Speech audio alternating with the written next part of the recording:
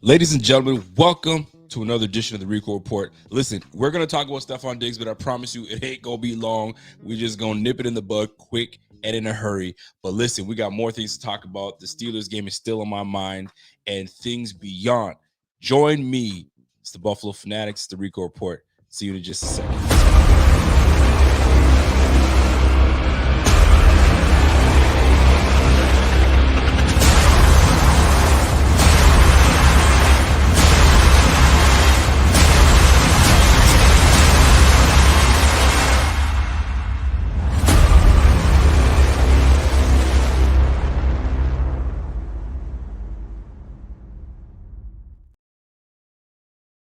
Back, ladies and gentlemen, thank you guys for tuning in. This is the Rico Report. This is the Buffalo Fanatics. What's going on, folks? Listen, I'm gonna nip this right in the bud right away and quick and in a hurry. All right. Listen, I know this whole hoopla with Stephen A. Smith dropping this whole bomb, if you will, on this this whole Stefon Diggs case. And here's the deal. Here are my thoughts on this thing, man. I'm over it. Oh my God, I'm so over it. And I'm sure everyone is over this stuff, but it's out there. So it is content creators' jobs to talk about it. If some want to talk about it, some don't want to talk about it. Hey, it's their prerogative, but it's out there. So we got to talk about it, right? And there's a reason it came up, and it was in I guess in jest of the AFC East and how tough the AFC East is going to be, and how the pressure may not be on the Bills as much, and it's on the Jets and this, that, and so on and so forth. And the Jets are this and that. And it came out that Stephen A was like, and on top of that, you know what I'm saying? Stefon Diggs don't even want to be there. And he wants out, and he this and he that. And you know what I mean? And people lost their minds and so on and so forth. And I put a tweet out there and I was like, hold on a second. If we really think about it, right? Because you got to think about it. You can't just like dismiss something, because the things that we dismiss are the things that pop right back up later on. And you're like, oh yeah, that's right. Okay, that's starting to piece together. Okay, that's starting to make sense. So here I go in my bag. You know what I mean? Sometimes I get too far in my thoughts sometimes. And I'm like, hold on. If there was any truth to this whole Stephen A. Smith thing, and he's not happy in Buffalo and this, that, and the third. Not that he said he wanted out. He just said he wasn't happy or some mess like that, right? So then I'm like thinking to myself, I'm like, hold on a second. Let's just say somebody did want out, if you have to find a way out without saying you want out, you got to do all these other things to make it work, right? And this is me going way too deep in it. I went into the rabbit hole. I don't give a damn. I went into the rabbit hole, and here I am in this rabbit hole, and I'm like, hold on a second. So if I want out of a situation without me blatantly saying I want out, I'm going to try to do everything I can to you know what I mean, navigate myself out of a situation. So here I go in my rabbit hole. I'm like, wait a minute. He's been really propping up Gabe Davis since last year, give or take, about how great Gabe Davis is, and Gabe Davis is receiver one, and he's propping Gabe Davis up. And I'm like, hold on. So maybe it's like prop him up, so when y'all got to make a decision on me next offseason, and if the rumblings get too loud, and depending on how the season plays out, it'd be an easy out. Be like, you know what, we're going to move on from this. Is too toxic, and he goes. Now, do I want that to happen? Heck no. I want things to be great. I want things to be good. I want us to get the dub. I want us to get the Super Bowl. But this is where my mind went, right? Anyway, long story short, is there any truth to what Stephen A. Smith said? I'm sure there is. Somewhere along the lines, I'm sure there is. And the worst part is, Stephen A. Smith even went and doubled down. My man doubled down and was like, fam, if you think I'm lying, I'm not. Check this out. There's another clip that he came in and doubled down. Check this out. I said what I said. Stefon Diggs, respectfully, I would just ask you to go check with your peeps, bro. Like I said, you'll never find out from me who told me. But you probably have a good idea who did. There's a couple of them, bro. They're pretty damn close to you. Here's the deal. People talk, man. You're in the barbershop, something slips out, there was conversation, and you know what I'm saying? And then things get out there. Maybe maybe this was months ago, and then Stephen A. decided to just let this out. In my opinion, and when it's all said and done, it's a moot point, man. He's on this team, whether he likes it or not. He's contractually going to be on this team. The dead cap to move on from him is not happening. Like the Bills would be silly to try to move on from him. It's just I just don't see it happening. But it is worthy enough to talk about it because it may not be an issue now. And here's my main point in all of this. It may not be an issue now. It probably could end up being a bigger issue in the next offseason. Because here's where you got to make a decision on Gabriel Davis. Is Gabriel Davis going to return? Is he going to want to return? And if he does return, how much is he going to covet? How much is he going to want? Okay, that's situation number one. Situation number two, if the season doesn't go as we need it to, you know what I mean? Like last year, we didn't end out where we wanted to. He already went on this whole offseason talking about how he wasn't happy about how the season ended. None of us were, but I think he held on to it a little longer. And it kind of made headlines all offseason. You guys saw it. And you guys were both wondering, like, yo, what the heck is going on with Diggs? What's going on? What's going on? What's going on? Where there's smoke, there's fire. You guys know that. So I say this to button it all up by saying this. Next offseason, Brandon Beane is going to have a challenge on his hands. He's going to have a challenge on his hands because if the season pans out and win the Super Bowl, all is good in the hood. If we don't do well and there's struggles between Allen and Diggs, the rumblings will honestly get louder and louder and louder. And then you're in a predicament. You'll potentially have an unhappy receiver. You'll have a receiver you're supposed to sign or maybe not. And all of a sudden, you're left with Khalil Shakir, Justin Shorter, and a bevy of maybe potential rookies and free agents on the squad, and obviously Kincaid. It becomes messy, but this is the business. This is the thing about this, right? So all in all, right now, all is good in the hood. Through and through, he's a Bills through and through. He nipped it in the bud and says, yo, all this is cap, man. Don't even believe what Stephen A. Smith is saying. Cool. But next offseason, this is where it's going to be challenging. Although he's contractually supposed to be here, and he will be here, as a GM and as a head football team, as a coach for the football team, you got to look at the team in general. Does he become an issue later on? I highly doubt he will. I think he'll be a professional. I think he'll just do what he's supposed to do with his team. But one never knows. I mean, I remember the time where Jim Kelly was supposed to come to the Bills, and he wanted nothing to do with the Bills. Right? Until they said, you gotta bring your butt over here. And he played it off like, yeah, Buffalo's great, Buffalo's awesome. And he was like, no, I don't want to go here, but you got drafted by them. And over time, he ended up loving the place, and obviously he's made this place his home, right? So at the end of the day, winning cures all. Winning cures all. And I'm going to tell you this. Week 1 is huge. Week 1 is massive.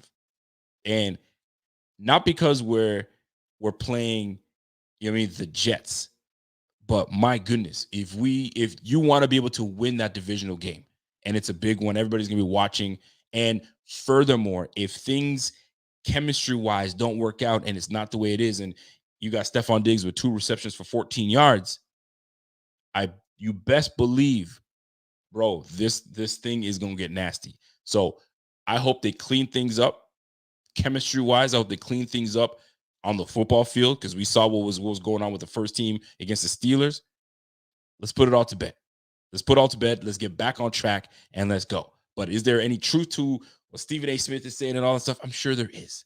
Somebody told him something, or 2 people. He says 2 people very close to Stefon Diggs. Maybe it's the brother, for crying out loud. Maybe the brother said, yo, man, he don't want to be there. Maybe he was talking shit. I have no idea. Nonetheless, it's out there. And for those that are, Stephen A's a hack, and he's been doing, put some respect on the brother's name, man. He's been doing it too damn long for y'all to be talking all that ish, boy. You know what I'm saying? Anyway, I'm off that. I felt that I just needed to get that off my chest a little bit and get in there. I know a lot of you are sick of it, sick of this chatter, but it's out there, and we got to talk about it. And my man, Jeff King, never minces his words. I didn't even pre-read what he wrote, so I'm just going to read it raw, right? He goes, Jeff King, what's up, Jeff? Jeff goes this, I'm sick of this shit. Here's the whole thing. Stefon has now become a problem child. This is the second team because of familiar issues. If he wants to go, then go. Can't be held hostage by anyone. And you know what? Jeff is kind of pretty much saying what I'm saying, but that's going to be next offseason, depending how this season goes. You saw how it reacted with the way we lost to the Bengals and the way the whole season went down. And he was unhappy, and he went on Radio Row and started just, chopping it up with everybody and candidly speaking, you saw it. So if we have another one like this, it's only going to get louder, and he's only going. There's only so much someone that is usually wears their emotions on their sleeve will hold back. And let me just be clear. And the reason all this came out was because of his unhappiness with how things ended. He still felt some type of way. And he felt like, man, we need to address this. And then you saw what happened this offseason. So at the end of the day, we got business to handle. We have business to handle. And the only way we handle business is by winning. Winning is the only way. And if you get these dubs, ain't nobody going to be talking about anything else after that. You got to win. You got to win. And Coach McDermott has got his plate is full. He's head coach of the team and also has taken the duties of the defensive coordinator. You got a lot of responsibility on your plate, my guy. So we'll see how this plays out. Shout out to my man Joseph Riley. What's up, Joe? Joe says, "Yo, I have a bad feeling we will end the season in the same fashion." I really don't. Listen. We got to let this play out, man. We got to let this play out. We got to let this play out. All this stuff that usually happens during off-season sometimes is just off-season stuff. Once the season starts, you hope that it doesn't trickle into what goes on. So, is Diggs going anywhere? Not anytime soon. Not at least for the next 2 years for sure. For the next 2 years, he's locked in. We, the Bills, have a potential out in 2025. In 2025, that is when Brandon Beane has the ability to say, you know what, we're going to cut our ties. There's a big dead cap, though. I think it's like something like 20 mil. I don't know if you want to burn money that way, unless things happen. But that's 2 years down the line. I'm invested in the right now. But I'm gonna keep it a buck with y'all, man. I'm gonna be real. I don't like a lot of this chatter that's going on. I don't like a lot of chatter that's going on. And that's why it's important when you are in Buffalo, especially Buffalo, you got to win. You got to win. You can have a losing team and you're comfortable with it if you're in Florida.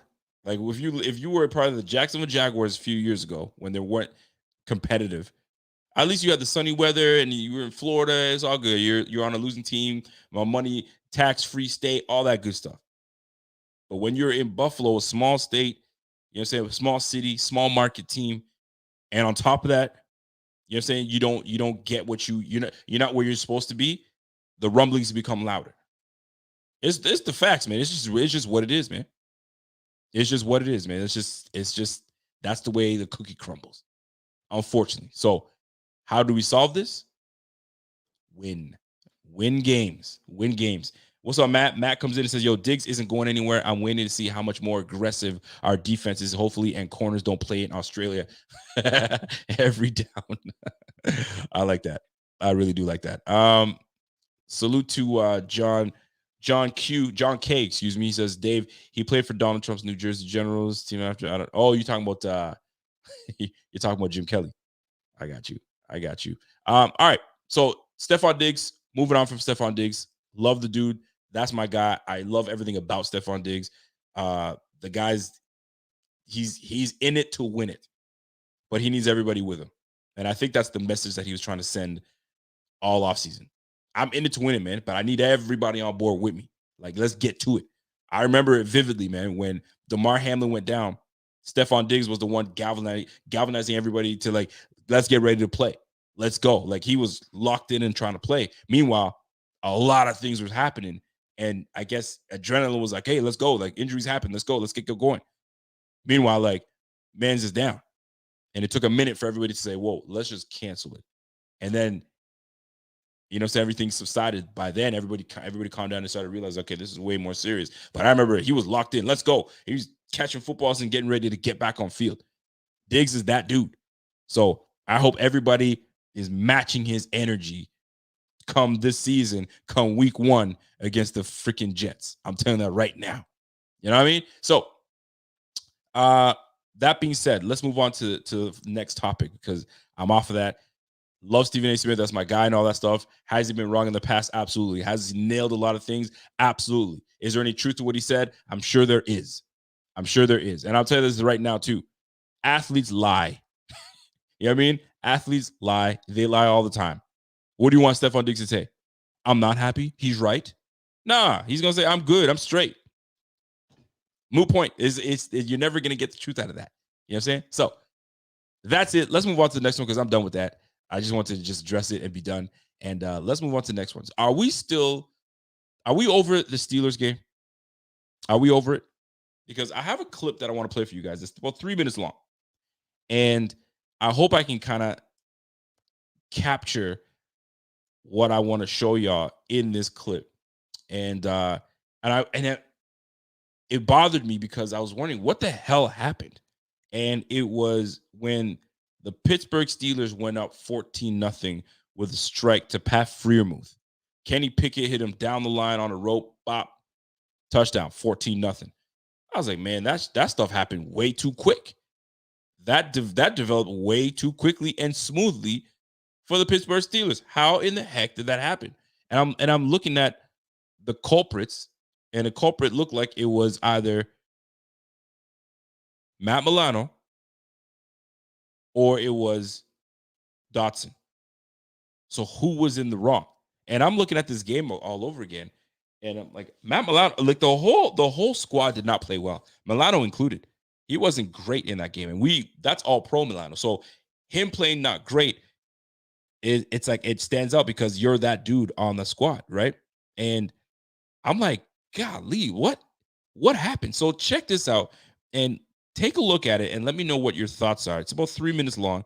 I'll try to fast forward if I can, but it's entertaining the whole way through. So let me know what your thoughts are on this and if you felt the same way when you watched this play and you're like, what the hell? Because I had my questions. Part can be as big as this play. And he's got a lot of people to get the football to. This touchdown pass to Pat Freiermuth the other day caught my attention because of the creativity, but also some of the nuance that Kenny Pickett's working with right now and the skill level of his people around him. So we're going to start this in a 3-by-1 set. 1, 2, 3 up top, receiver down at the bottom, and the back is offset to Kenny Pickett's right. That's very traditional. Now, when I'm a quarterback and I get to line of scrimmage and I see that, I have press down here, press up here, and press there, I'm thinking, okay, 3-by-1 set.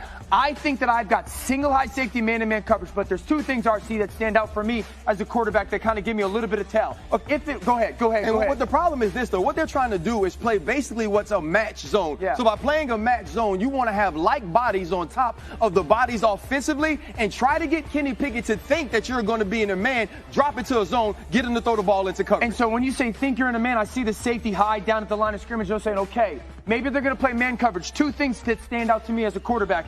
If you're in man coverage, how come no one's matched over the tight end? Yep. And then if you're man coverage, which would be single high safety, how come that safety is so far outside of that hash? Now, what they do is they're going to take the back and flush him. It went from 3-by-1 to 4-by-1. All right, so watch this movement, right? So in this movement, if this safety is going to play middle of the field, he's going to start to move right now, but he doesn't have to get all the way here. Why? Up top, number 1 is George Pickens. We want to lean toward him and have the guy on the bottom locked up, especially Tre'Davious White on Deontay Johnson. Exactly, and so the motion goes, and what's going to happen is Micah Hyde, who is down at the line of scrimmage, now goes back. Now, if I'm Kenny Pickett, I want to take advantage of my tight end, Pat Freiermuth, going down the middle of the field. But I know that safety is going to widen just a little bit because who's number 1 receiver? George Pickens. Exactly. But here's what we're doing if we're the Buffalo Bills. We're going to drop it to what's a quarter, half. We're going to have a half safety on the bottom with Micah Hyde. And up top, we're going to push the outside corner to a quarter, and we're going to slide out this way. What happens is this is going to leave Milano, the middle backer,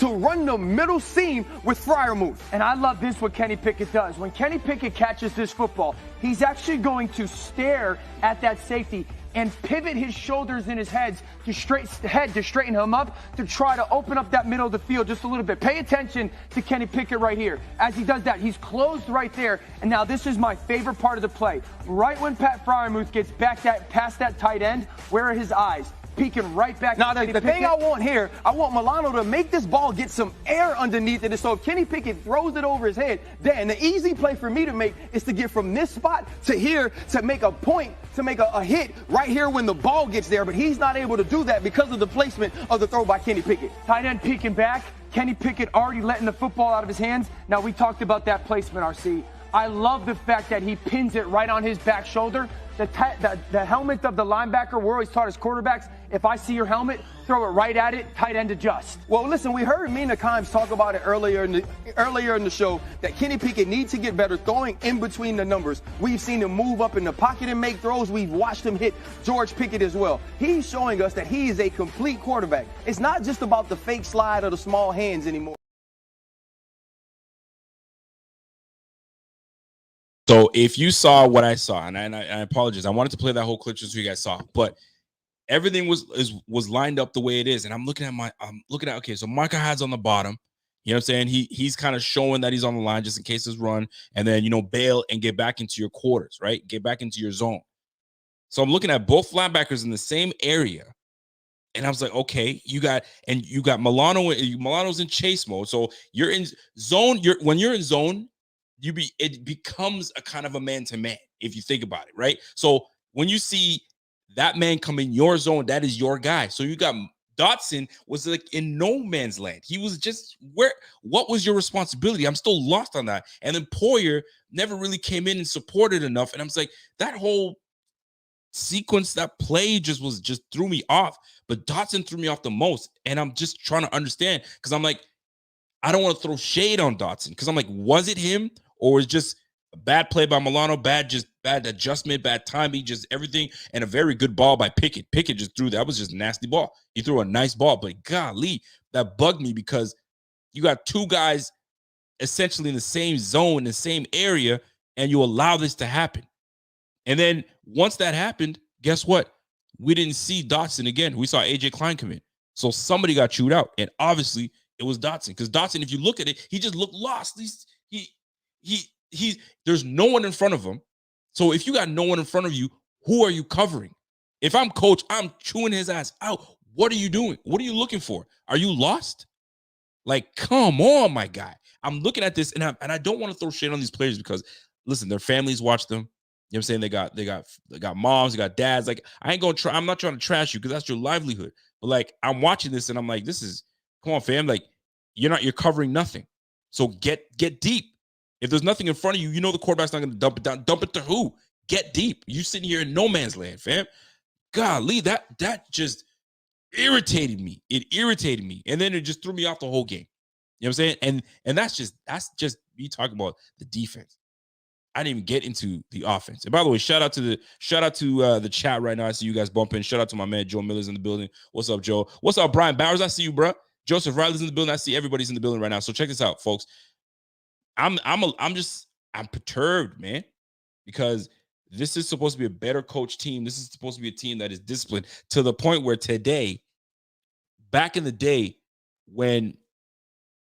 if you played high school ball, right, and you dropped the football, you went offside, you know what I'm saying, you were undisciplined, guess what did coach make you do? Run a lap. You know what I'm saying? And don't stop until I tell you to stop, until you learn to hold your water. You feel me? Hold your water. Stop stepping offside. Stop freaking flinching. All that stuff. In the Canadian League, you can move. You can motion. In the American League, you got to stay still, right? One flinch. Like, come on, fam. Like, I should give you 2 shots for that flinch. 2 shots to the arm. So when I see this silliness, it bugs me. So guess what? McDermott today, anybody that pulled a penalty in practice ran a lap. Yo, he's going back to the elementary ways of getting to these boys, because that's elementary mistakes. You grown-ass men, yo, you cannot make these dumbass mistakes. 13 penalties. Dude, we had damn near 12 penalties in the first half. 13 in the game. Unacceptable. Where is the focus? Y'all played that game like you started in the Bengals game. Just not there. y'all need to wake up, man. Y'all need to wake up and wake up quick things. Honest to goodness, man. Man, listen, they just weren't ready to play. That's just what it comes down to. They were just, I don't know if they're sitting on their laurels of like, we won the division 3 times in a row. I don't know if they, you know what I'm saying? I gotta say it. And I'm no disrespect, but I gotta say it.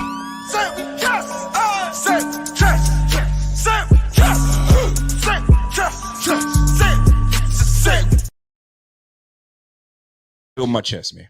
I gotta say it with my chest, right? We got too many Hollywood cats on the squad, man. We got too many Hollywood cats on the squad.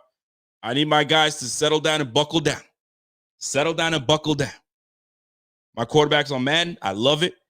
It's great for the city. It's great for, Bills fans. And, you know what I'm saying? He's dating. He's doing all this good stuff. Buckle down and let's get ready. Get these boys ready. I got a left tackle that's out there having a good old time. And I love Deion Dawkins. I love that cat. That dude he's that dude. I love it. But I need my mans to buckle down and let's get busy. Because the optics is out there. I'm just saying. Love my dude. I do. No disrespect whatsoever. But when you see the summer stuff and then you see the stuff on the field that's happening, it's like you try to, as a fan, you're looking at it, you're like, this doesn't compute. This doesn't compute. I need everybody to buckle down, baby. We didn't win no Super Bowls. I don't see no Super Bowls on the shelf. I don't see no Super Bowls on the shelf. You see any Super Bowl Lombardis on the shelf? I don't see any. It's empty. There should be 4, at least 1, but we got none. That's a bar right there. You know what I'm saying? So I'm just saying. So don't come after me. I'm not trying to hate. I'm putting out what I see. And if I'm seeing it, y'all are seeing it. I'm just saying. So like everybody, McDermott, this is where you come in. The leader of men. Dump your egos at the door or do whatever. Because right now, we have been the hunted for a long time. We've been the hunted for a long time. Have we not? I can't say a long time. Let me peel it back a little bit. Recently, we have been the hunted. We've won the division 3 times in a row. The division should have been ours. And it should have been ours for a long time. As soon as Tom Brady left, it should have been, the Bills got this for years to come. The Jets have adjusted in a way for them to take us out. The Miami Dolphins been wanting to take us out. The target is on Buffalo, man. So the guys on the squad, y'all got to know they're coming for your asses, man. We used to be prey. We used to be prey. You know what I'm saying? Now, they're targeting us, man. We're targeted. We're being hunted. We were always on the hunt. Trying to get some. We finally caught our prey. Now, we become what's on the target. And we sitting here bull jiving. A lot of people want to talk about, and I posted a clip of Harbaugh today, Coach Harbaugh from the Ravens. And people want to talk about preseason doesn't matter. No, it does matter. You know what I mean? I fell into the trap of preseason doesn't matter. You know what? It does matter. It does matter. The only thing that doesn't matter is because there's no records. Records not being kept, so it doesn't matter in that regard. But it matters everywhere else. It matters everywhere else. Why? Because everybody's fighting for something, man. Everybody's fighting for something. Smash that like if you appreciate what I'm saying right now. Smash that like if you with me. And smash that like, you know what I'm saying? If you've been following for a while and I get busy. When I'm in my bag, I'm in my bag. Let's go. So, talk to me now. Are we on the same page here? Am I seeing this differently? I'm looking at the comments right now. I just scanning real quick. Preseason freaking matters because you have receivers fighting for spots. You have battles right now that are happening. Like right now, the left guard position, it seems to be McGovern's. The right guard seems to be Osiris Torrance's. He seems to have it down pat. I think it's safe to say that Osiris Torrance has won this battle. He started 2 games straight now. So check that off the list. This battle right here, it should be Kyer Elam. Christian Benford has put his name in there. But Dane Jackson is the one that's running away with it. Former 7th-round pick. And you don't tell make these preseasons matter. That does matter. These guys are battling for this. And we bring the freaking first team out, and the first team did absolutely nothing. Don't tell me that preseason doesn't matter. Don't tell me that doesn't matter. It does matter.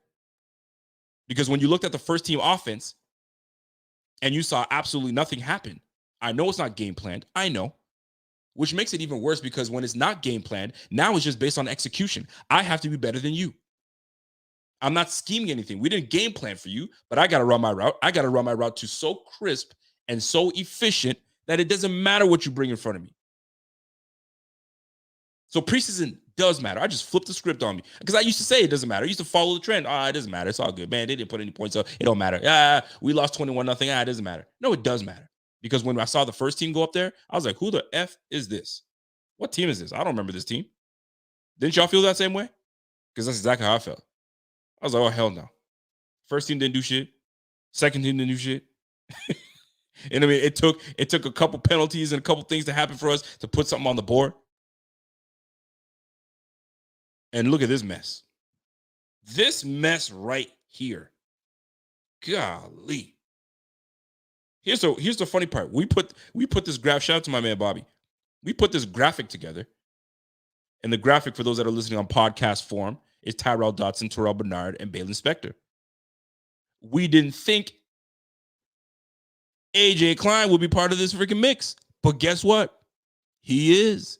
And now there's rumblings and there's talks that potentially he may have a shot to be the starting linebacker next to Milano. Good lordy. No disrespect to AJ Klein. He's a vet. He knows what McDermott wants. Come on, man. Come on, man. My man Jeff King says, yo, Rico, you bring up a valid point. All these guys have played Pee-wee, high school, and college ball. Those penalties should be gone by now. 1 penalty, 2 penalties, maybe. If a guy flinches, you know what I mean? Hold your water. You're the one that knows the count. Boys, it's on 3. It's on 3. Ready? Go. The defense doesn't know. They're moving off the ball. Whatever they see, whenever that ball go, that's what happens. We jumping off line. We dropped outside. We holding because the guy's just beating us like a mule. Like, not great. Not great. Let me keep going. Can I keep going? You guys mind if I keep going? Because I'm on a roll right now. I didn't mean. I'm not trying to poo-poo on any players, but I'm just venting. You know what I mean? I'm just venting. And shout out to my man Dan Brown. What's up, Dan? Dan comes in and says, yo, one nice part is that it looks like Torrance and McGovern held their own and will only get better. It's a step in the right direction. I do like that. I liked what I saw from McGovern. He had some moments. He's athletic. You can see he's athletic. David Edwards doesn't look so bad himself. And there's a lot of depth pieces that I just don't know enough about. So now I got to go deep into the film room and look at it, right? But golly, AJ Klein may get the start, folks. Listen, even Joe Miller's talking about it. He said, yo, AJ might get the start. And here's the crazy part. I think this is the crazy part where I would prefer for AJ Klein not to start, but I'm not mad at it because I know AJ Klein, when he's in game mode, he knows where to be, you know what I mean, what the coach wants. He's been in this system before, and when he's in the groove, he's in the groove. You saw what happened when he first joined the team. He was getting torched left, right, center, and then he just flipped the switch and just knew what he was doing, and he was one of our better defensive players on the squad. Was it just a couple years ago? He had 5.5 sacks that year, for crying out loud. So now, 2 years older, he's still in the mix to be the starting linebacker? Ladies and gentlemen, Tyrell Dotson may not be the answer. I'm not saying he isn't the answer. He just may not be the answer, and it's just not looking like it. Terrell Bernard, the undersized, instinctual linebacker, is hurt. So he's not going to get any playing time until potentially week 1. And then you got Dorian Williams that all I've been seeing is him not afraid to get in the mix. He's middle linebacker. He's getting in on the goal line stops and all that stuff. He looks instinctual. He's not afraid to put a little oomph behind his pads. But they don't have enough trust in him to put him next to Milano. I mean, what else do you want to see from the brother? I know we talk about, McDermott needs to cut it out with not playing his rookies well. I mean, look, Osiris Torrance is doing his thing right now. Kincaid is doing his thing right now. But defense is your baby. Defense is your baby. Here's a question for y'all. Is Elam not the answer? Did we whiff on Elam? Is it too soon for us to bring that up in conversation? Because it's not like they're not giving him his opportunities. He's getting his opportunities. I guess Dane Jackson is just that much better. Are we on that? Is he that much better? It pains me to even say that. I don't know. And there's no hate. There's no hate on Dane Jackson. We liked Dane Jackson when he came out. He was instinctual. He's where the ball needs to be. But, bro, we're going up against some dogs, man. We are going up against some dogs this year. And I didn't even get on Trey White. Trey White is Trey White. And there's no shade on that. It's just that there's some moments where Trey White may not be the Trey White that he was of old. We're yet to find out if he can get back to that. But we faced the Jets with Garrett Wilson, and that is just absolutely just doing phenomenal over there. They got Corey Davis over there. That's still nice. Like they got some ballers on that Jets team. Then you got to go against the Raiders. You got the Raiders week 2. Devontae Adams is an absolute monster. Hunter Renfrow is a route running machine. Then you're going up against Washington week 3. They got 2 dynamic receivers. They got Dotson out there. They got 2 dynamic receivers out there, man. Yo, we need to get our acts together because the receivers that we're going to be playing are nice like that. And then we got the Dolphins. We can't do mediocre. We can't do mediocre. Now, I don't want it to sound like I'm doom and gloom. I'm not. It's just that they left a terrible taste in our mouth, when they played the Bengals. And the first team left a terrible taste in our mouth when they played the Steelers. So now, what you want as a fan, what you want us to be looking at, like, how are we getting excited? Excited about what? Tell me what we're excited about. Maybe I'm being too harsh. Maybe I'm just being too harsh. Am I being too harsh? If I'm being too harsh, just, I don't know what emoji you can show me if I'm being too harsh. Thumbs up. If I'm being too harsh, give me a thumbs up. If I need to chill out, give me a thumbs down. I'll keep it simple. Maybe I'm being too harsh. Maybe I'm just saying, chill out, man. Relax. Relax, man. Just tell me to relax. F off. Maybe I'm tripping. Or maybe I'm onto something. You know what I'm saying? They need to get it together. Because what we've seen thus far doesn't tell me they're prepared for week 1. And I'm going to tell you right now, if the Jets come out, let me get close to this freaking mic. If the Jets come out and they come out and everybody's like, you scared of the Jets? You're scared of the Jets. It's not a matter of being scared of the Jets, first and foremost. It could have been freaking if you play the Chiefs for week 1. If you play the Detroit Lions week 1. It doesn't matter. It's week 1. I hate going 0-1 in week 1. I just can't. I don't like 0-1 in week 1. 0-1, listen, get me the win. I don't care if we win by 0.5. It's not even possible, but get me the win. Anyway, the point I'm trying to make is this. We lose to the Jets week 1. Let me secure my hat because there's no cap here. All right. We lose to the Jets week 1. You're going to hear the nastiness of Bills Mafia. If you think Bills Mafia is nasty now,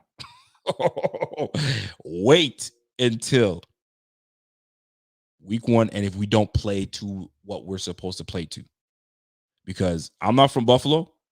I know a lot of y'all in this chat are from Buffalo. I think your radio station out there is WGR, Sal Capaccio, and all them cats. I don't know who else works there. I think who else worked there? Nate out there. They're going to be taking calls left, right, center of fans losing their ish. I'm selling my house. Yo, I can't stand this stuff. We got to win.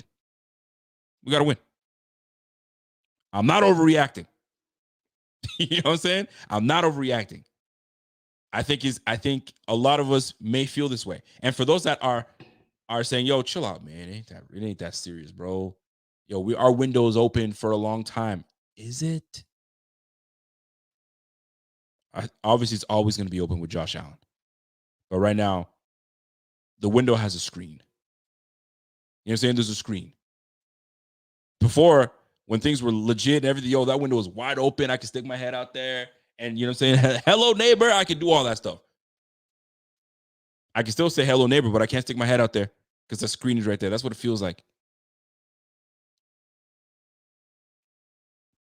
Dorothy, thank you, Dorothy. I appreciate it. Rico, you're 100% correct. I know a lot of people were trying to get on me on Twitter, but Twitter ain't a real place. I love Twitter because I say what I want and people get triggered by it. So be it. Love it. But listen, in honest, and the jokes aside, let's put the jokes aside. Ooh, hold on a second. My man Jeff King said, hey, too soon. Not everyone is a Sauce Gardner. Listen, not everyone is a Sauce Gardner. You're right about that. And if Sauce Gardner locks, and I was telling Pierre this today, and Pierre and Bobby today, I said, fam, that week 1 matchup, the confidence that I see that Sauce Gardner is displaying on Hard Knocks and all that good stuff. He says, yo, give me Stefon Diggs man-to-man, which I doubt he'll do because that's suicide. You don't want to do that. Stefon Diggs is nasty, but they're going to probably roll over a safety, exactly what they did last year to us. Now we're going to see what's going on. And that's why they brought in Kincaid. Kincaid is going to have his hands full. So, Sean McDermott, I've said this before, and I'm going to say it again.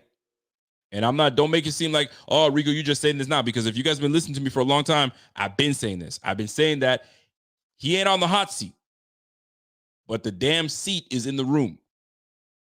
You're looking at it. Because this is a big year. Because you've let go of Leslie Frazier. You've taken over as the play caller. It's on you now, baby. It's all on you. Ain't no scapegoat. You know what I'm saying? They used Leslie Frazier as scapegoat. Now there is no scapegoat now. Now it's you, my guy. What you got? He ain't on the hot seat. You're looking at a coach that is a very good coach. He's got 60+ wins under his belt. He's a very damn good coach. I love McDermott. But the pressure's on McDermott. I don't give a damn what anybody tells me. The pressure is on, my friend. You ain't on the seat, but the seat's in the room. Somebody just came in and knocked on the door. McDermott's in there watching film. And then some anonymous man just slides the chair into the room and shuts the door. And there's a note on the chair. What's the note say on the chair? I'll leave that up to you guys. But he read that note. Whatever that note said, it's got him saying, oh shit, let me get back on there. Let me start watching the film and getting it down right. Okay, so Milano's over here. Yeah, exactly. What's the note say? Yo, my man Joseph Riley said, yo, have a seat. Yo, you stupid. Yo, I don't think it says have a seat yet. It's not there yet. It's not there yet. Does the note say heads will roll? Who wrote it? That's what's up, man. I'm telling you, man. And I honestly, Brian, I'm just saying, man. Boy, better get in that. You better get in there, boy. Get that clicker going. Get that clicker going and start figuring out how we're gonna get it. Now, it's not all doom and gloom. Somebody said he's just gonna have to clap. I don't know how many times he's gonna clap, man. Because you know what I mean? Clap too many times, that light goes off. You don't want that. You don't want that clap on, clap off business, man. And that boy be clapping. Anyway, let me get off of that. But in all seriousness, it is not all doom and gloom. Because we got some really positive spots on this Bills team. And there's things for us to be looking forward to. Kincaid is a very bright spot. Kincaid is a very bright spot on this team.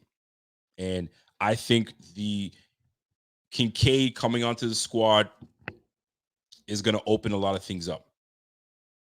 And with Kincaid on this squad, not only is going to open things up for Gabriel Davis, it's going to open things up for Stefon Diggs, but it's going to take time.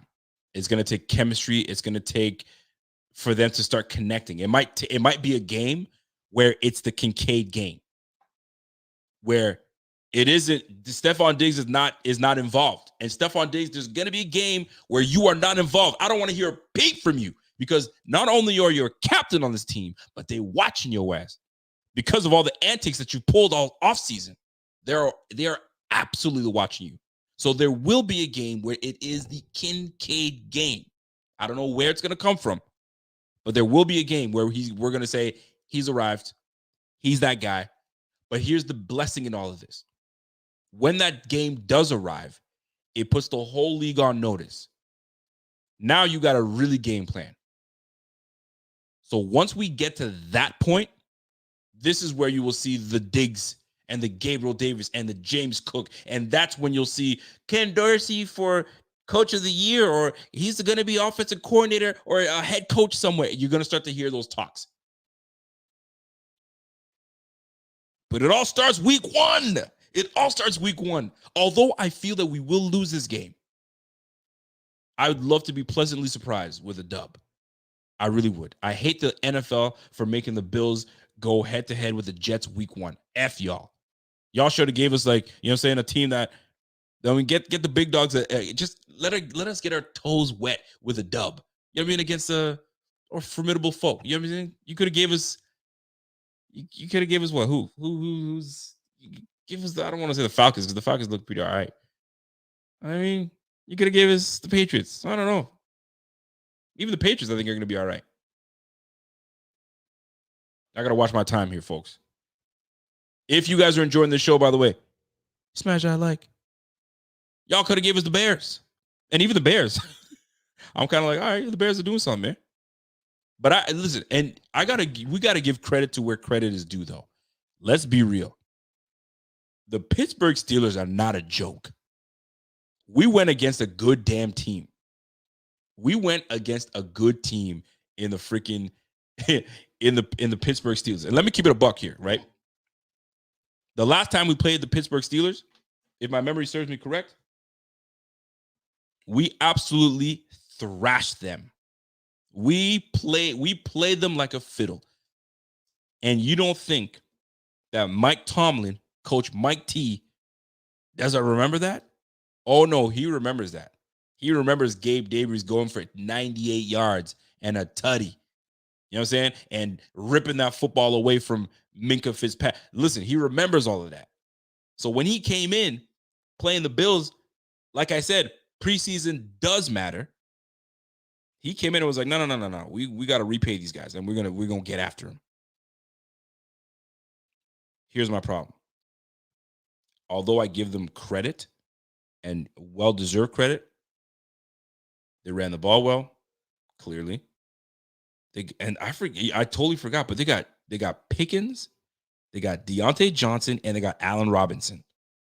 That's a nice trio right there. That's a nice trio right there. And in the first quarter, you damn right, Terrence, he did sun us. He sunned us nicely, man. But I'm going to tell you something. The Pittsburgh Steelers are nothing to mess with. And freaking TJ Watt is a menace. That defense is legit.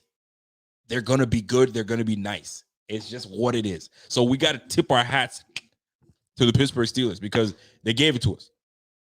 But I think that was humbling enough for everybody to realize, okay, season has done started. Now, okay, we learned our lesson. We looked like a damn fool. We looked as ugly as possible. The team, the fan base is turning on us. Yo, they're going to turn things around. Unfortunately, we ain't going to see shit in week 3 because week 3 is where guys that already solidified their spot will probably not be playing. We signed several guys to be bodies. We signed a freaking running back. We signed another undersized linebacker and Deshaun. I forgot his name. I don't want to disrespect him like that, but Deshaun White, I believe. 6 feet, 218 pounds. Like, come on, son. Like, we don't already have enough undersized backs on the squad. You're gonna bring another one on, but I get it. We don't have the cash flow to go and sign everybody, right? I get that part. So, tip or cap to the Pittsburgh Steelers, but understand this though, Pittsburgh Steelers, we were vulnerable.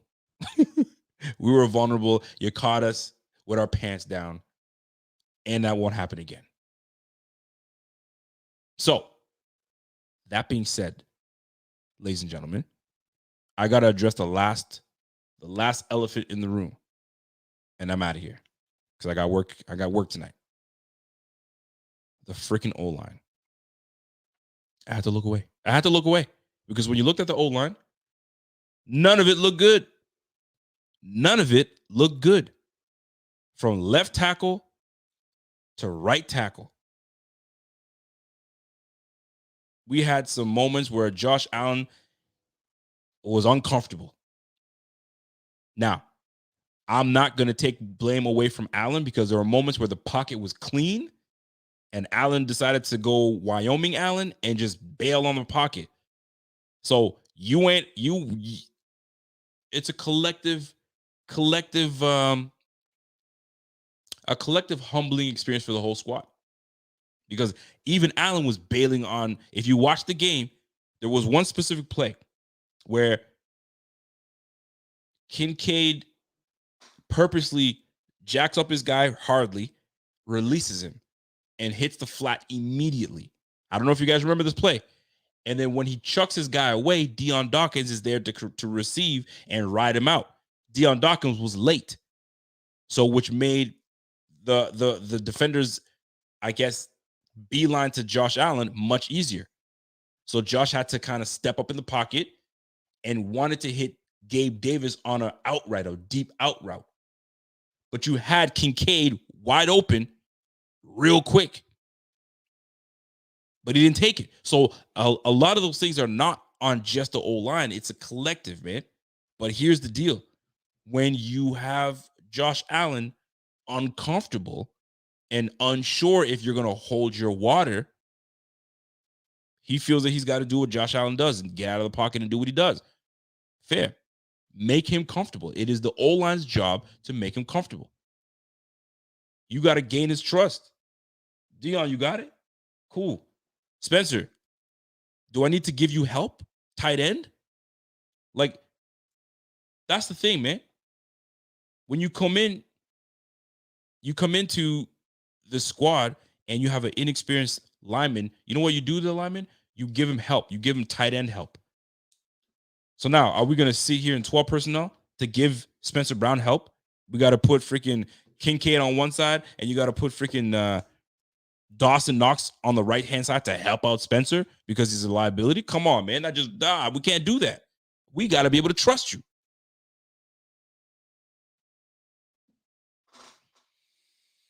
That feels good. I need to get that off my chest, folks. It was killing me for the last 2 days.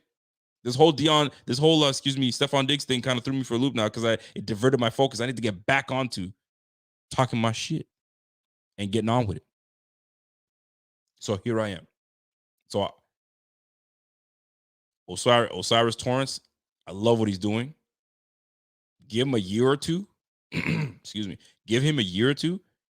He's gonna be something to mess with, man. I love what I'm seeing from him. Mitch Morse has only got a couple more years left, bro. He's only got a couple more years left in this game, bro. And then we got to make a decision. How old is Mitch Morse?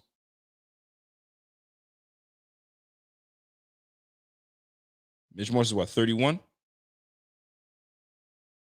Maybe I'm wrong. Yeah, he's 31 years old. We got maybe a couple more years until we got to start looking at the youth. Deion Dawkins on the back end of his career. He's still young. What's Deion Dawkins? That's the name of the game, baby. He's 29 years of age. Deion Dawkins 29. Mitch Morse is 31. Spencer Brown, young buck. If he comes along, we could really work something. We need that. Osiris Torrance, young buck, we got it. McGovern is a pretty young kid himself. So we have a mixture on that line. Get it together, fellas. Get it together. Because we need that 27-year-old quarterback that's in his prime right now to light shit up and get us a damn Super Bowl. Because these windows are only open for so long. And we have a very good team right now. We got a couple guys getting long in the tooth, but we got a very good team. I'm still uncertain about this damn linebacker position. But guess what? I'm going to tell you this. Cuts got to be made on Tuesday. What is it? Tuesday what's my calendar? Cut day, because remember it used to be cut days. You know what I mean? You had to get down to 50, you had to get down to 80, then you got to get down to 75. Now there is none of that. You got to get down to 53 on the certain cut date. And when is that? NFL cut date, August 29th. That's a Tuesday. It's perfect. I think it's a Tuesday. So I'll see you guys Tuesday night. We're going to talk about who got cut and who's there and who's not. But yeah, man, we got to get down to it. 4 p.m. Everybody get down to 53 men. And that's when things are going to get busy, because now people are going to start signing left, right, center, because there are teams that are going to be cutting for cap casualty. There are teams that are going to be cutting guys that just, they didn't make it. They weren't good enough to make the squad. So look for McDermott, which is what he does. Bargain bin bean. Bargain bin bean. Been looking at the Dollar Tree. Been looking everywhere. Now he's about to move on up. What's a brand that's higher than the Dollar Tree, but still it's a low-end store? Is it Walmart? Is Walmart the like Dollar Tree, Walmart, Target, or Target and Walmart same thing? How does that work over there? For us, I guess I think it'd be Walmart for us. Dollar General is Dollar General better than Dollar Tree? I don't know. I don't know what it is in the States.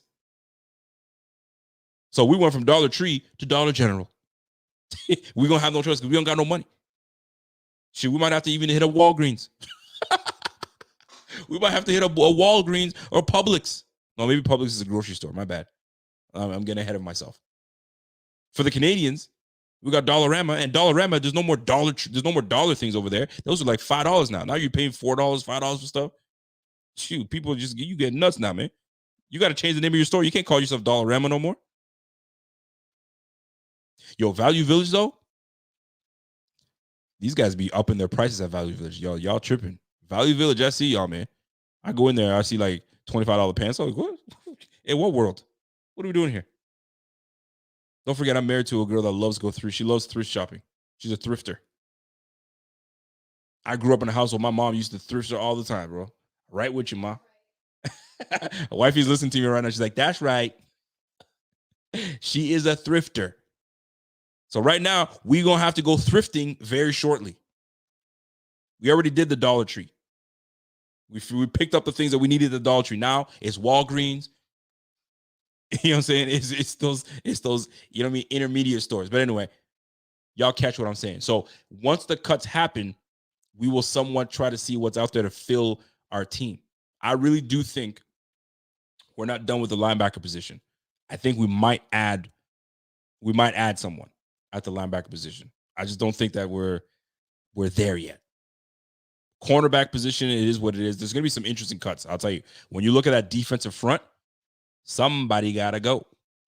And it might be 2 or 3. Trades are coming, people. You're going to see it. I already said it. I already told y'all. A trade is going to happen on that defensive front. It's either going to be Boogie Basham or AJ Epinesa. One of those cats is getting traded or one of them is getting released. One of the two. If they both make it, kudos to them. It's going to be tough. So that being said, folks, buckle up. Buckle up. It's going to be a fun season. It's going to be a challenging season. There's going to be moments where you want to pull your hair out, bro. If you got hair, pull them. It's going to be moments where we are celebrating and we're going to be at the top of the world. This season is going to have us up and down. I just feel it. It's just what it is, man. It's just what it is. I can't wait to see what pans out. This week 3 game, I know people want to talk about, hold on a sec, folks. Hold on a second. Preseason doesn't count. I can tell you right now, wait till you watch this game. And unfortunately, I'm going to be out of town. I'm going to be back in my hometown. I'm going back to Ottawa to go visit my moms and my fam and all that stuff. And so I won't be going post live game and all that stuff. I'm not going to have the time to do that. I'm going to try to catch the game on my phone and stuff. I'm going to be busy doing stuff, but we're going to see some standouts on week 3 of preseason. It's going to be fun. I can't wait to see what we bring, because you're going to start seeing, oh, where did this player come from? Oh, where did this player come from? Little too late. But it'd be nice because practice squad, you're going to get a lot of those guys, 15 guys, 16 guys on the practice squad. A lot of those are going to materialize from there. So you got to go live from your mom's crib. No. I'm going to be all over the place, man. Now that I live out here, when I go there, I got to devote my time, you know what I'm saying, to the folks. And there goes my alarm. So there it is, folks. I hope you really enjoyed this show. Listen, I didn't know where the show was going to go. I really didn't. But one thing I will tell you, though, is I appreciate y'all, because y'all rock with you rock with your boy, you rock with the brand, and you rock with the content. Because that's what it comes down to, man. At the end of the day, people want to listen to good content. And I hope that we at Buffalo Fanatics bring you that good content. That's all it is, man. At the end of the day, people want to be entertained. Right? You know what I'm saying? I'm not watching shit I don't want to be that don't entertain me. The minute I hear someone's voice, I don't like the person's voice, I'm out. Can't do it. I'm harsh like that way. I'll be watching a YouTube video. I'm like, nah, this guy's like unboxing. I'm like, I was in my thing with looking for like headphones. I needed the best headphones. And lately I just been using these buds. Go figure, right? I'm looking for these headphones, and I'm listening to this unboxing, and I'm like, done. I can't. His voice is killing me. Can't do it. It's just what it is, man. It's terrible. Anyway, folks, enjoy yourself. I got to get out of here. I got to get to work. I got a couple more days and I got to hit my flight. So, folks, enjoy yourself. Listen, I hope you guys enjoy that. Smash that like before you get out of here. If you guys appreciate this show, show the microphone. Click that little microphone and just go, there you go, there you go, there you go. I like what I saw today. And if there were clips of this show that you appreciated, don't feel free, man. Clip that, post it, tag me, and we'll go from there, folks. Y'all enjoy the rest of your night. It's your boy Rico. We'll catch you guys on the flip side. And until next time, it's your boy. And I'm gone. Let's go. We'll catch you guys. And listen, my wife says, don't hate on thrifters. I had to show you guys that. She says thrift shopping is the best thing ever. And she's right. It's actually fun. I've been doing this since I was day one. So catch you guys. Peace.